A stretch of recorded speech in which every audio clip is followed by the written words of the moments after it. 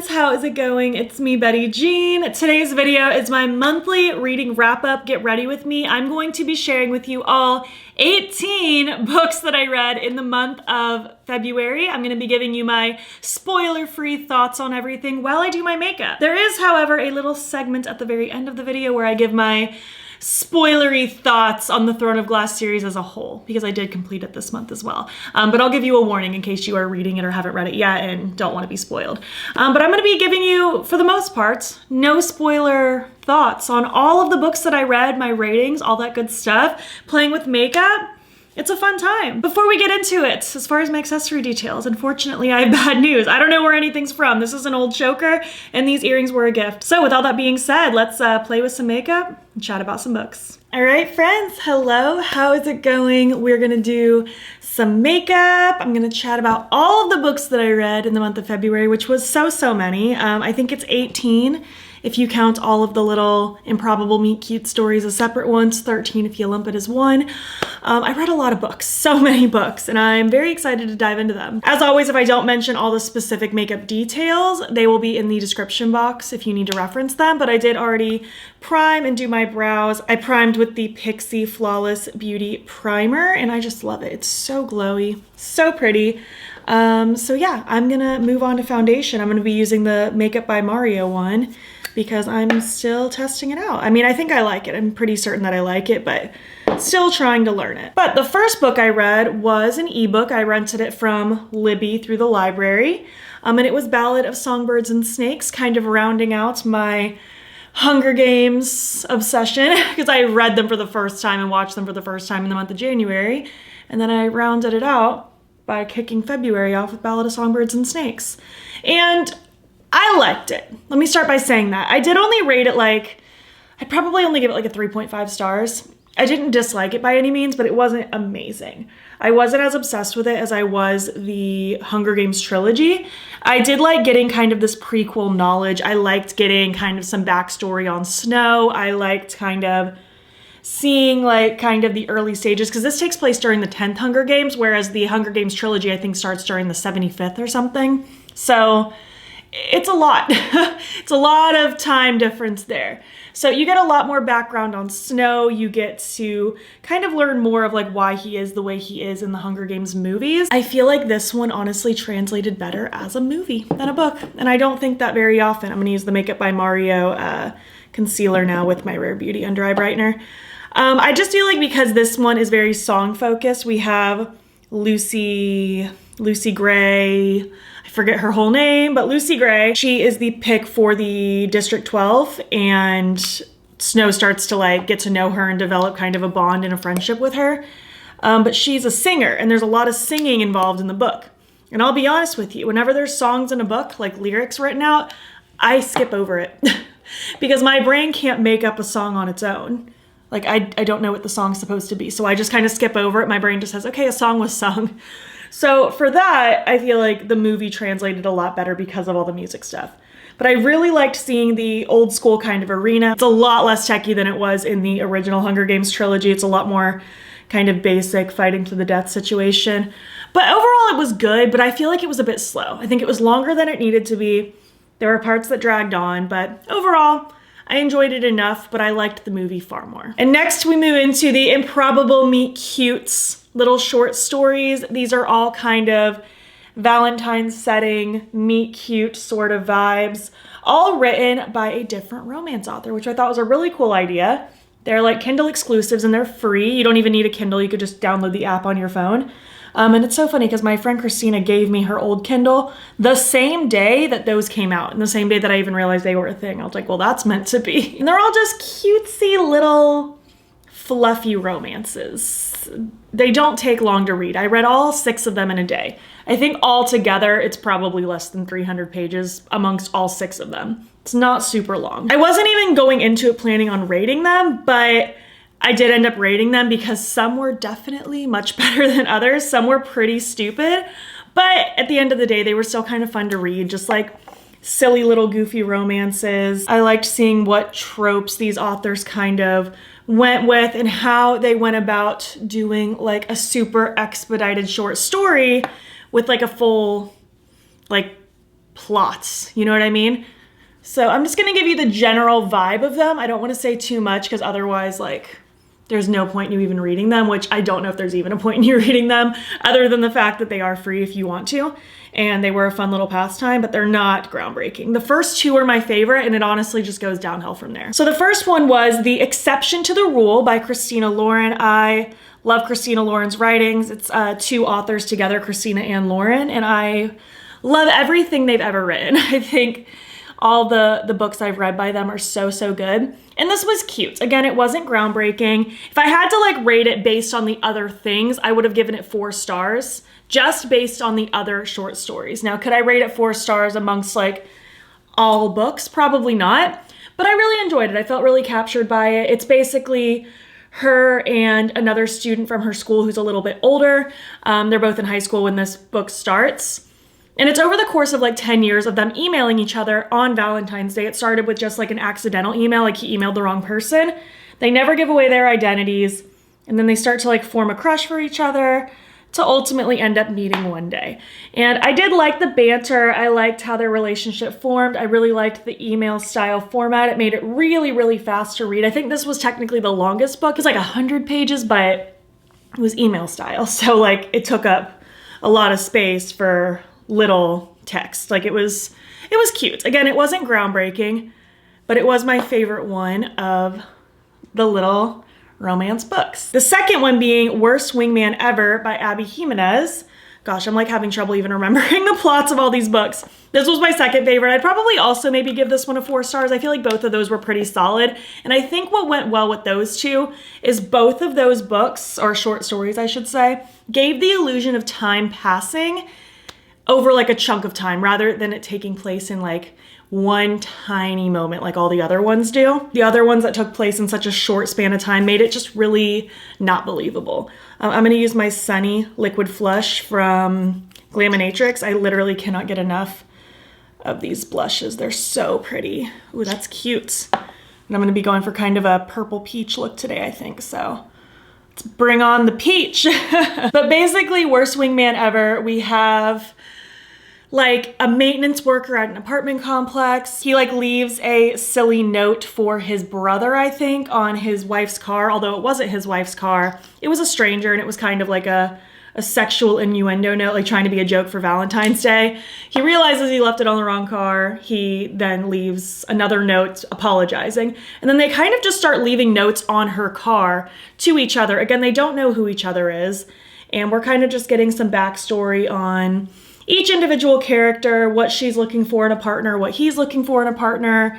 They obviously end up stumbling into each other at some point, and I really like the way it all came together, the way they met in real life, the way their banter and relationship formed just through these letters. It was pretty cute. Again, is it revolutionary amongst all of literature? No.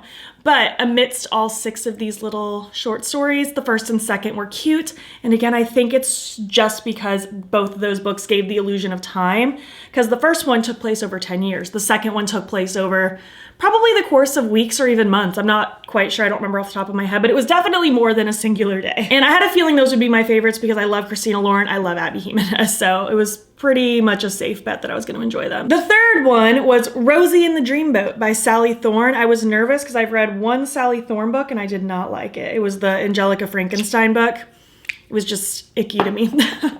Wasn't my favorite.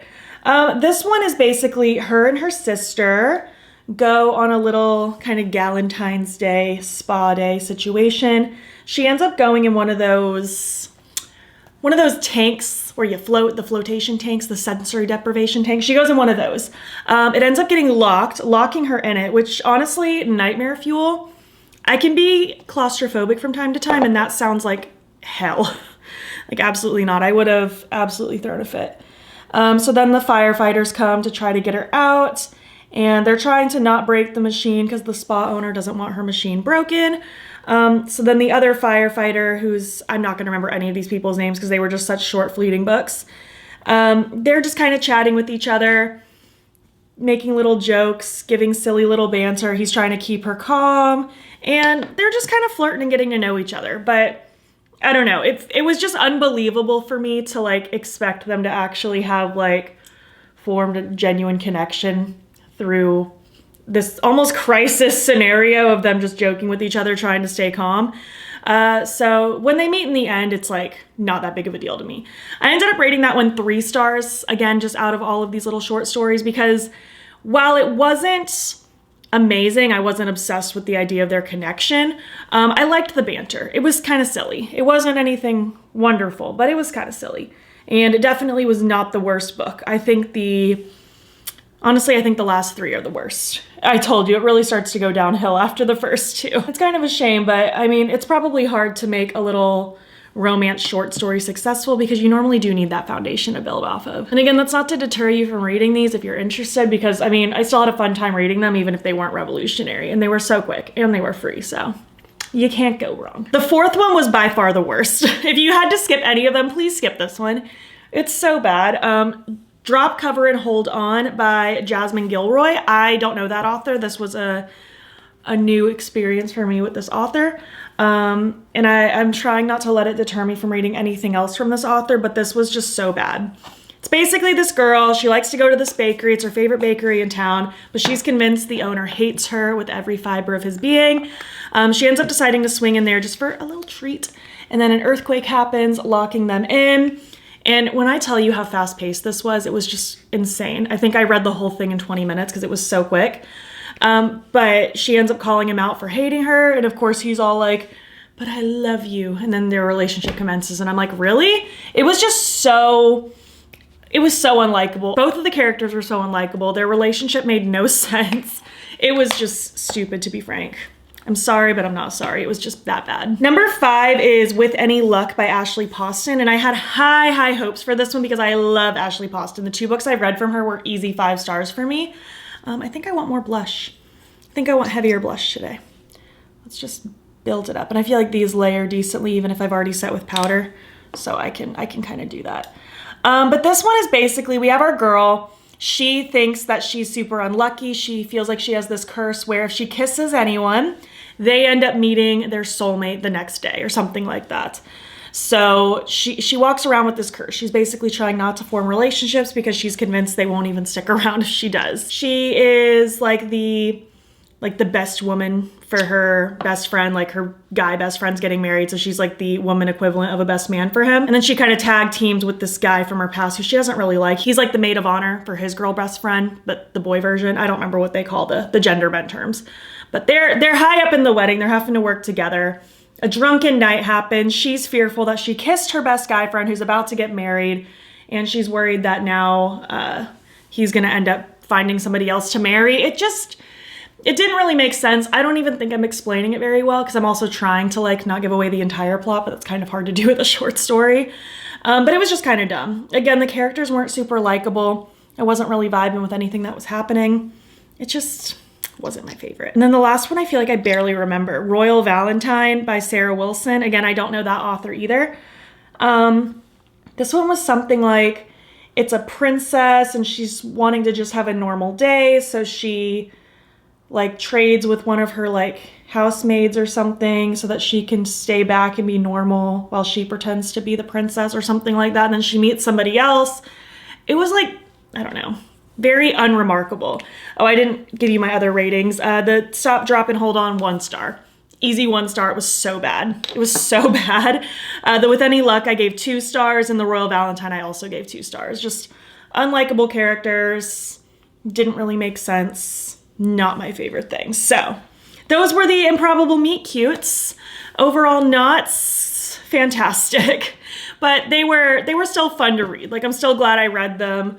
They were a cute little pastime. I liked the Valentine's kind of theming, especially because like reading them in February, it felt very fitting. It was fun. It just wasn't anything wonderful. But you know what? Overall, the worst ones of those were the worst things I read in the entire month. You'd think that with all the things that I read, I would have had more books that I didn't like, but really everything else was pretty darn good. Moving on to the first physical book of the month, The Do-Over by Lynn Painter. I have the Barnes & Noble exclusive edition with the cute little hearts. I have been wanting to read this since last year when I first got back into reading and I saw people talking about this, but it was only in hardcover, and I do try to be patient and wait for the paperback if I can. And then I'm glad I did because then I got this cute version. with the little sprayed edges. So The Do-Over by Lynn Painter. This one also takes place on Valentine's Day, which is super cute. This is a little YA romance, so it's not gonna be spicy or anything like that. It's gonna be pretty tame, very teen focused, but it was so freaking adorable. We have our main character, Emily. She is basically having the worst Valentine's Day ever. She had it all planned out to be the best day ever. She was gonna tell her boyfriend she loved him. It was gonna be a whole thing at school, and it was gonna be so cute and the best day ever. And it ends up just being the worst day ever. Like, things are going wrong with some like college application things she'd submitted. She catches her boyfriend cheating on her. She has divorced parents, and her dad says they're like moving away, so half of her parents aren't gonna be in her same vicinity anymore. It's just a horrible day. She's having a horrible time. Well, she goes to bed. Next morning, wakes up, it's Valentine's Day again. She is stuck in a time loop. So each day, she's trying to kind of figure out what she can do differently. I mean, obviously the first day she's kind of going crazy because it's like, what is happening? How is any of this happening? I'm gonna spray my face really quick. Oh, and she also gets in a car accident every day with the same guy, Nick, every single day. No matter what route she takes, she gets in a car accident with him. It's a whole thing. But then eventually she gets just kind of fed up. She's like, I'm really sick of having to repeat this day, but if there's no consequences, I should just do whatever I want. So she just starts acting out. She gets a little rebellious. She starts doing whatever she wants with no consequences. Her and Nick end up running off together for the whole day, just ditching school, hanging out, kind of forming a bond, getting to know each other, except the next day when she wakes up, thinking there were no consequences. The next day is February 15th. The next day actually came this time. So then she's just trying to navigate like, what did I do? What problems did I cause? What's gonna stick long term? What's going on with Nick? What's going on with Josh? It's just a whole thing. And it was so cute. I gobbled this up. It was absolutely adorable. I'd probably give this like 4.5 stars. It was so stinking cute. I really should have talked about this in my monthly favorites actually. In my mind, this feels like I read it so long ago that I didn't read it in February when in fact I did. I loved this. It was so cute. Possibly my favorite Lynn Painter book, honestly. And I've read like 4 of them. It was pretty darn cute. I want to start working on my eyeshadow now, so let me just give you the rundown before I start talking about my next books. But the Dia of Rune Gloomy Gardens palette is what I'm using today. I've never used this before. I've only swatched it, but I just kind of want to do like a look with the purples. Like I'm just going to kind of do like purple faded into light purple, and I'll kind of tap this over top of it. But I do want these peaches kind of in the inner corner, and then I am going to use my cake liner from the brand as well to do a little, like a graphic liner situation with the peach. So that's kind of my idea. Let me prime my eyes. I guess before I get deep into that, the next thing I read was the tandem read between Empire of Storms and Tower of Dawn by Sarah J. Maas. These are the, I think, 5th and 6th books of the Throne of Glass series. These are the 2 leading up to the finale. So yeah, I did the tandem read. Before I even started the series, I knew that some people really advocated for doing the tandem read of those specific books. And for a long time, I was like, absolutely not. Why would I read 2 books at the same time? But as I dove more and more into the series itself, starting really with Heir of Fire, I think it's the 3rd book, you're already dealing with all these different perspectives going on, and that just continues through Queen of Shadows and now entering into the tandem read. And the reason people advocate for the tandem read is because both of those books take place at the exact same time. The way Queen of Shadows ends is you're literally getting these separate groups of characters branching off to doing different tasks. So these 2 books are kind of focusing on both of those. And really each of the books also has its own little branches of different things that are happening with different characters. It's a lot of characters. This series has so many characters, it's not even funny. And not even from the get-go. Like I feel like it definitely kind of builds slowly. But by the end of it, there are so many characters, and honestly, I love every single one of them. I think they're all so good and so amazing. Like this jammy berry color, that's really cute. So for me, by the time it got time to do the tandem read, I was like, oh, that's totally fine. Like I'm totally down to do that because I'm already so used to keeping up with different storylines anyways in this series, so what's reading 2 books at the same time? And really, the 2 of those together isn't even that much longer than the final book anyways. So yes, you have to read 2 books at the same time. You have these 2 giant books to keep with you. But I personally found a lot of enjoyment in doing the tandem read. I just looked up a guide to the tandem read on Google and clicked the first link, and it told me when to switch between different chapters. I felt like because I was switching constantly, I zoomed through them so fast. I loved getting to know what was going on with these things. I'm gonna be very vague here. I'm not really gonna say names. At the very end of this video, I might give some spoilery thoughts now that I finished the series, but at this moment, I'm not gonna really say names and stuff because that alone could be spoilers for things happening later. All that to say, I gave both of those 5 stars. I thought it was so enjoyable to read them together. I definitely advocate for doing it if it's something you're capable of doing, especially because the end of Empire of Storms ends with you wanting so badly to just dive into Kingdom of Ash, get into that final book. I cannot imagine going back and reading Tower of Dawn after the fact. And I loved reading Tower of Dawn. I loved reading it in conjunction with it. I loved seeing the storylines that were unfolding in that book. But I just cannot imagine going backwards and going through all of that again just to end up in the same place. I loved reading them together. I thought it was so enjoyable. And if you're someone who maybe like can't handle like 2 big books like that, like physically carrying them, maybe do the ebook version and then you could just kind of bounce back and forth a lot easier.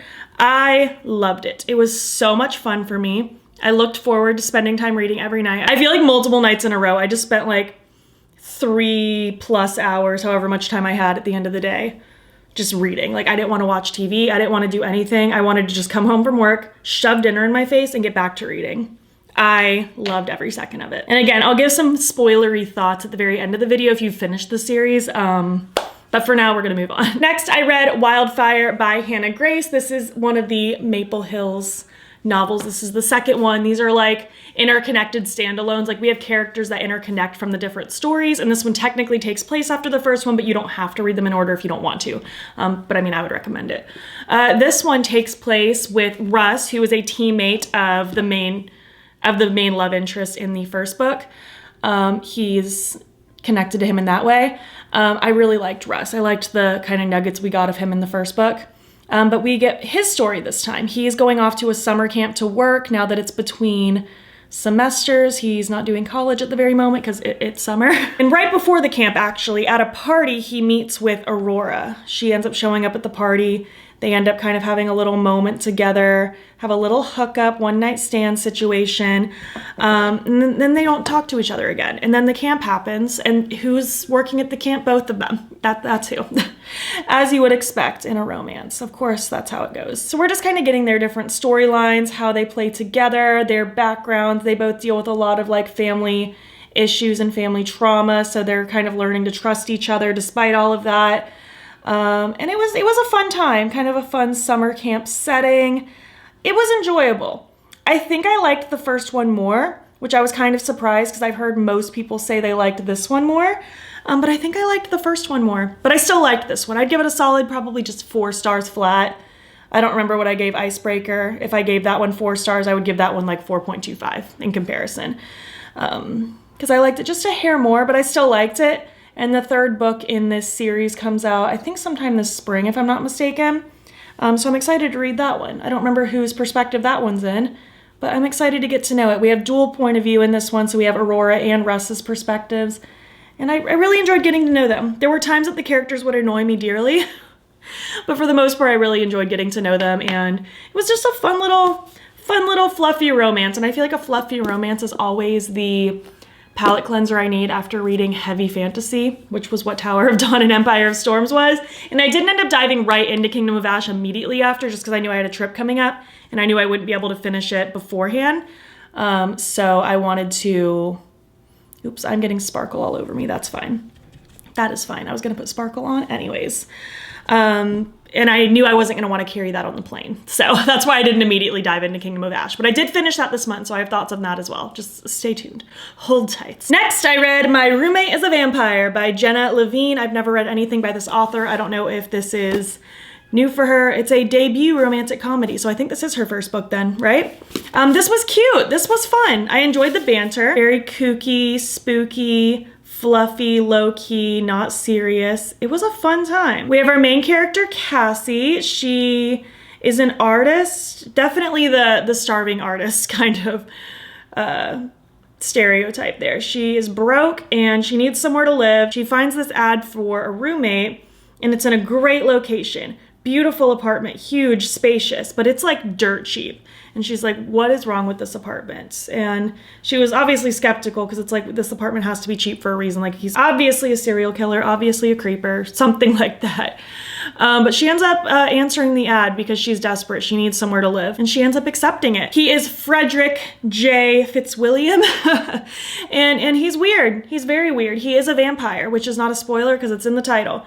But she doesn't know that yet. To her, he's just kind of a weird guy, but he's trying to navigate dealing with having this human in his house, dealing with the modern times, if you will, and trying to make that all sort itself out. When she ends up finding out truth about him and his backstory and what he's currently dealing with, they end up just kind of striking a bargain to help each other out. Like, she gets to live for free while she helps him with what he needs help with. I don't want to like dive in too much on those details because obviously that's fun to explore on your own, but it was a fun time, fun, grand old time. I rated it a solid 4 stars. Again, I thought it was cute. Sometimes the banter was a little cheesy, but it was still really fun. It was cute. At the beginning of some chapters, we'd get not really Frederick's perspective per se, but we'd get little pieces of information. Like, we'd get email threads with him and like a vampire friend, or we would get like letters that they wrote to each other because they would communicate by writing letters because he's just old school like that. He doesn't like to text if he can avoid it. So it was fun. It was cute. Again, it wasn't like groundbreaking, but it was adorable. I feel like it was fun, spooky romance vibes. Next up, I read Heart of the Raven Prince. This is part of the Entangled with the Fae series. This is the second one. Again, these are interconnected standalones, so you don't have to read them in order, but I would recommend it because they do take place chronologically. But this one is a Cinderella retelling. They're like classic fairy tale retellings with a Fae twist. So we have kind of a Cinderella retelling here. We have our half-fae Ember. She's kind of the step sibling that nobody wants. Her dad has passed away. She's stuck with her stepmother and 2 stepsisters. She cleans for them, cooks for them, all in typical Cinderella fashion. She ends up getting invited to go to the ball as like the whole family, like the stepmom and the siblings can't go if she can't go. So she ends up getting to go to the ball for the Prince Franco, who is our Raven Prince here.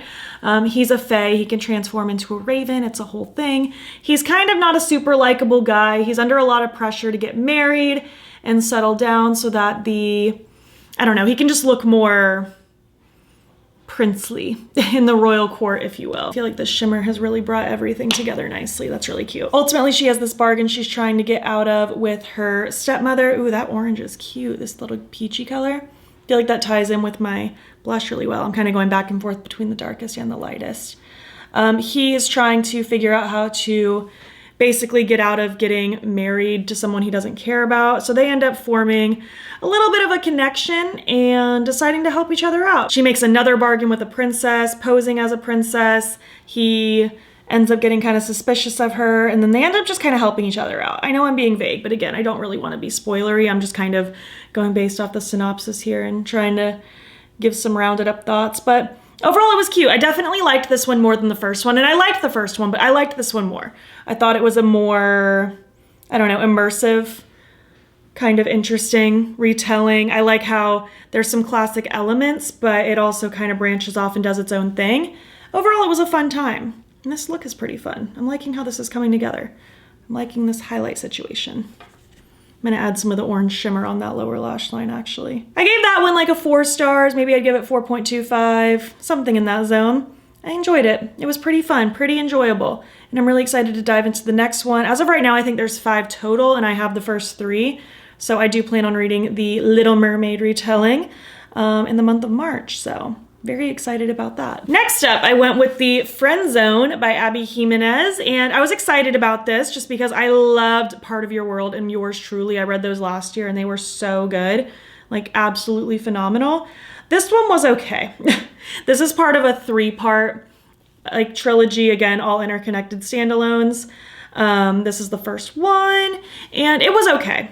The characters got on my nerves a good bit. Like our main characters, we have Kristen and Josh. Kristen specifically, she was just a lot sometimes. Very much I'm not like other girls kind of girl. which can get kind of annoying. But I don't know, she grew on me as time went on. I definitely didn't dislike her as much as I did at the beginning, but overall she still wasn't my absolute favorite. Basically, she is so no nonsense. She just is what she is. She stays in her lane. She does her thing. She is trying to help her best friend Sloane plan her wedding. She's like the maid of honor or whatever. She ends up needing to kind of team up with the best man, groom's best friend, obviously, to help kind of with all this wedding stuff. His name is Josh. She's dealing with weirdness from her current boyfriend who is in the military overseas. I think he's overseas. I don't know where he is. Maybe they don't specify. But her boyfriend's in the military, but she's having issues with him. He's just kind of like not being super committal. It's a whole thing. She ends up forming this friendship with Josh, and they end up forming a deeper connection, obviously, and just things start to progress, you know, as you would expect. It was just kind of like a friends to lovers kind of trope, you know. They weren't my favorite romantic couple. I feel like I don't know, they just didn't grasp at me the way I was hoping they would, but it was still like fine. The very end of the book ripped my heart out though. Like things got so heavy and so sad, and that was not a good time. But I feel like the heaviness and the sadness actually made the book better for me because it was just a little too surface level for a while. And that kind of brought some depth and like meaning to this book. Overall, I would give it like a 3 stars. It wasn't great, but it wasn't bad. I actually started the second one last night, so I'll be talking about that in next month's reading wrap up. And I have a lot more high hopes for the second book. I'm already like a lot more invested in it. But this one was okay. Again, there were parts that I liked and parts that I didn't. It was very much like a complicated relationship sort of thing.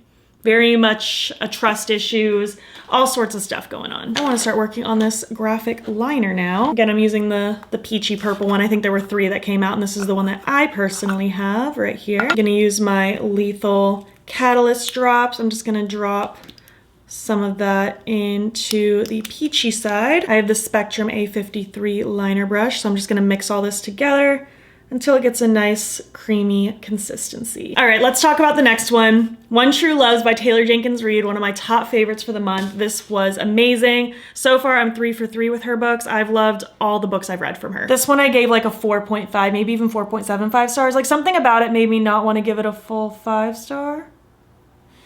Ooh, that's scary. Okay, let's just sweep it in. Kind of like that. I'm gonna have to perfect that, but that's how it's gonna be for now. But we have our main girl, Emma. I feel like there were a lot of Emmas and Emilys in this month's reading wrap up. Is that just like a common name to use? But basically, she got married to her high school sweetheart, Jessie, in her early 20s. They're living life, they're traveling, they're doing all the things. He ends up going on this trip in a helicopter, I think to Alaska. Helicopter ends up disappearing. He's presumed dead.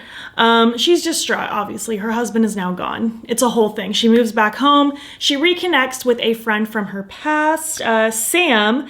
They end up forming a bond, a relationship, getting closer again. They end up getting engaged, and then who is to call her but her husband, years later. It's probably been like 5 years since he disappeared. I don't know exactly how long. She's in her 30s now. She was like mid-20s when he disappeared. So something along that zone. He calls, and now she's in this predicament. Like, do I go back to my husband who I thought was dead for a few years, or do I stay with my new life, my new fiance? So it's this whole thing of her trying to really not only pick her partner, but also figure out like who she is and what she wants. And it was just so good. It was sad and beautiful and wonderful, and I didn't know who I was rooting for most of the time. It was just such a good book.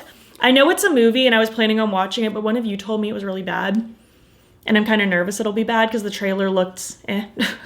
But if you've seen the movie and read the book, I would love more opinions. Is it worth a watch? I might end up skipping the movie. But I love the book. The book was absolutely amazing. So, so good. I really like this liner situation, actually. I think that's kind of fun. Moving on to the next one, only 3 more to go. I read The Hunting Party by Lucy Foley. Didn't love it. Gotta be honest, it wasn't my favorite. It wasn't horrible. I never felt compelled to potentially DNF it and just stop reading it, but I didn't love it. So this is a thriller. So basically this group of friends, they're kind of bougie, they're kind of rich, you know what I mean? They go on this like lavish hunting excursion in Scotland. Like they all just want to go kill something so bad, apparently. So they go on this New Year's weekend excursion. This takes place over the course of the weekend, this whole book. And each chapter is a different perspective. Like we're getting the perspective of all these different characters for the most part. All the characters were so unlikable, which like is fine. But they were so unlikable to the point that I was like, I genuinely don't care which one of these people dies. Which is really bad, but that's just the truth. That is the cold, honest truth. I feel like it was fairly easy to predict what was going to happen as the story started going. It took me a little while to even get into it just because there are a lot of characters and it was hard for me to even keep track of who was who at first. But once I like started to get into it and I started to like realize like what each character really meant for each other, I started to get into it more and I was more, I guess, invested in what was going to happen and how it was going to happen, but I also just didn't really care what was going to happen. It was very mid for me. I didn't love it, but I didn't not enjoy it either. It was fine. It was a pretty fast read. I don't know. It was only okay. I don't have much to say about it. It was fine. I liked The Paris Apartment by her a lot more. After that, I listened to the audiobook Ready or Not by Cara Bastone. So this was one of the options for the February book of the month. I didn't end up picking that one, mostly just because I knew one of the tropes in the book was unexpected pregnancy. And I was like, I don't know if I care about that trope. It just doesn't seem like something I want or need. I'm not into pregnancy and children and things like that. Like that's just not something I care to read about. But then I got FOMO because I've heard multiple people in various book videos that I watched say that that book was amazing. And I was like, okay, well now I have regrets. And I was considering it just buying it at a later date, but I was still kind of hesitant. I was like, I don't know if the accidental pregnancy trope is for me. I haven't really read anything with that trope yet to my knowledge. Maybe I have, but it just like wasn't a big deal. So ultimately I ended up deciding, why don't I try audiobooks again? Because I wanted to go on a nice long like walk jog the other morning. And I didn't really feel like listening to a podcast. I didn't really feel like listening to music. I didn't really have any YouTube videos to listen to that I felt like listening to. So I was like, let me see if it's on Spotify, because Spotify Premium, you can listen to like, I think up to 15 hours of audiobook a month for free. Well, not for free, it's included within Premium. So I was like, let me see if this is on there. And it was, so I started listening to it. And honestly, I got sucked in pretty fast. I don't know if it was the story, I don't know if it was the narrator. It was probably a combination of both. I really liked the way she told the story. And I thought it was really good. We have our main character, Eve. She has a one-night stand with this guy, Ethan. Fast forward a few weeks to where the book actually starts. She's at the doctor taking a pregnancy test. She's pregnant. Whoopsie. So she's navigating that. She has to tell her friends. She has to tell her family. She has to go tell Ethan at some point, obviously. It's a whole thing. And it was just a really fun story of her navigating, like, what am I gonna do? Am I all alone in this? Is Ethan gonna be a part of this? Turns out Ethan now has a girlfriend. It's like an on again, off again girlfriend, and they were off when they did their little hookup. So he's back with her. So like her just being with the father is out of the picture. Her best friend's being kind of standoffish because she's dealing with infertility issues. But we do have the best friend's brother in the picture. He lives with his sister currently, Shep, and he ends up taking on a really important role for her. He kind of ends up being this like person for her to lean on, this friend to be there for her during all of this. They start forming more of a connection, and it was just really, really freaking cute. I found myself laughing. I just loved listening to it. I was literally obsessed with listening to it. It's like the only thing I wanted as background noise for a minute there, like when I was getting ready for the day or driving to work or going on a walk or anything. Like that's the only thing I wanted to listen to. And I enjoyed it so much. And that made me really happy because I feel like I'm still not an audiobook girly in the sense that I do prefer to read a physical book. That's just my preferred method. But I'm not writing them off forever. I think it truly is just going to depend on the book because I loved listening to Jeanette McCurdy's I'm Glad My Mom Died. Her narrating her own memoir was so good. I want to listen to more people's memoirs, honestly. So if you have any recommendations, let me know. Did not like Stephen King's Fairy Tale. I think it was just too long and the story just wasn't capturing my interest. I kind of just picked that one on a whim anyways. I didn't really know anything about it. Ended up not even finishing that one. I got really close, but then I just got to the point where I didn't care. I was just sick of it. But this one I loved. I gobbled it up. So I think it might just depend on the book. So leave your suggestions down below. I think it's a great method for me when I'm driving or going on a walk or anything like that. So I'm not anti-audiobook. I ended up rating this one I'd probably give it like a 4.25. I really enjoyed it. And honestly, even though like the main focus is the fact that she's pregnant and kind of dealing with that alone, I don't know, I wasn't like icked out by it or anything like that. I thought it was done really well.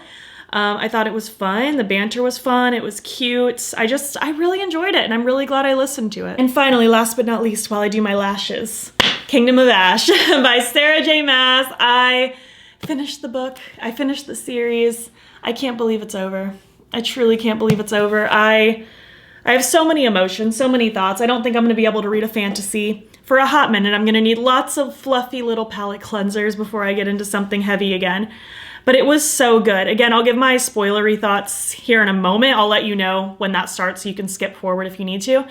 But the non-spoiler version, everything tied together so well. It was heavy, it was emotional. I loved seeing where all these characters were gonna go in this journey. I was so stressed and anxious at so many points. I loved the way that it ended. It was just so incredibly beautiful.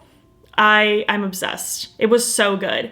I keep having people asking me if I prefer Throne of Glass or ACOTAR, and it's like, to me, they're just so different because ACOTAR is just so heavy romantic-y, and while Throne of Glass gets more romantic vibes as it goes on with different love connections, it's such a not main plot point, like at all. You just get very fluffy little like nuggets of romance. It's not the main point the way that ACOTAR is. But the way the world building and character development is in this series, it's just insane. So good. I think if I had to pick a favorite between the two, it would probably be Throne of Glass. And I feel like that's pretty common to say. Most people seem to prefer that series just because the world building and characters are just so good. And I mean, ACOTAR's not done yet. There's still Elaine's book to come, and I don't know, maybe more. I don't know if there's only one more book to come or if there's more to come. But as of right now, Throne of Glass, I think, is my favorite, and I just loved every second of it. And now, I will give some just spoilery thoughts. I'm not gonna give you like an in-depth video essay because I just don't think I'm eloquent enough for that, to be honest with you. But if you don't want any spoilery stuff, skip ahead to this time, and you'll be safe. Did you skip ahead yet? Okay, good. I think I did my lashes pretty decent on the first try today. I'm shocked. I feel like I've been doing a bad job with my lashes lately. It like always takes me 2 tries. But okay, so let me just think of like major things that like shocked me throughout the series. When Nehemia died, I lost it. I was so sad. I was like, please, why? Why did she have to go? And like, I totally get why she had to go. Like, it makes so much sense for later in the story why her death needed to happen. But I was so sad because I loved her so incredibly much. I think that happened, in Crown of Midnight? Man, and the way like Kale betrayed her with Nehemia's death, but I wasn't anti-Kale at any point, I don't think. I always had so much hope that things were gonna end up being okay with him. I didn't want him to be a bad guy, and I'm so glad that ended up not being the case. Let's see. I mean, at the end of Crown of Midnight, when you realize she's the Fae and she's Aelin, I'm like, why didn't I see that coming? I should have seen that coming. I don't know how I didn't see that coming. Like, looking back, it's so obvious, but I just did not see it coming, and it's so funny how like you don't know what you don't know, truly. I loved an Heir of Fire, her and Rowan getting to know each other. I was so unsure what was gonna happen when like Adian came back into the picture. I was like, what route is she gonna take? Is she gonna get back with Kale? Like, I didn't know what was gonna happen, but I'm so glad things with Rowan ended up going the way it did because Aelin and Rowan together are just perfection. I love it so much. Let's see, entering, was it an Heir of Fire or Queen of Shadows when Manon starts being a thing? Either way, I loved when we start getting Manon's story with the 13. Oh my gosh, in Kingdom of Ash, when the 13 go sacrifice themselves for her, I lost it. That was just so, oh my gosh. So good. So good. Like, are you kidding me? I loved her and Dorian forming a connection together. I loved that Dorian really kind of grew as such a character because he was kind of a weenie at the beginning, you know? Just kind of a weenie Hut Jr. kind of guy. But he ended up really like growing into himself so well. I loved him kind of discovering his power and his potential. It was so beautiful. I loved in Empire of Storms when Rolf, is it Rolf, of the pirates came back into the picture and they all ended up forming an alliance. Like, what a fun turn of events. I loved that. I thought that was so cool. Oh my gosh, and in Tower of Dawn when Kale and Yrene get to know each other. I mean, not only that, but just Yrene in general. I love her. She's one of my favorite characters. I loved her in the Assassin's Blade prequel stories, and I loved her in this. I loved that she got to really have her moment when her and Aelin like see each other again for the first time in Kingdom of Ash. It was just so pure. But man, when she's trapped, when Aelin is trapped in Kingdom of Ash at the beginning, and then she escapes and that mask is just stuck on her and she's screaming everyone to take it off, like, oh my gosh, that was so heavy and so emotional. It's such a heavy story. I love Lysandra. Lysandra and Adian, it's just so cool. Their banter and their dynamic was just wonderful. I loved how this series managed to be so heavy, but then also so funny and so wholesome sometimes, and so magical, and just so, it was so beautiful. I loved Lorcan and Elide together. Like, I just loved seeing that dynamic grow, finding out that Maeve is the Valg queen. Like, it was just so much happens, and it was so beautiful.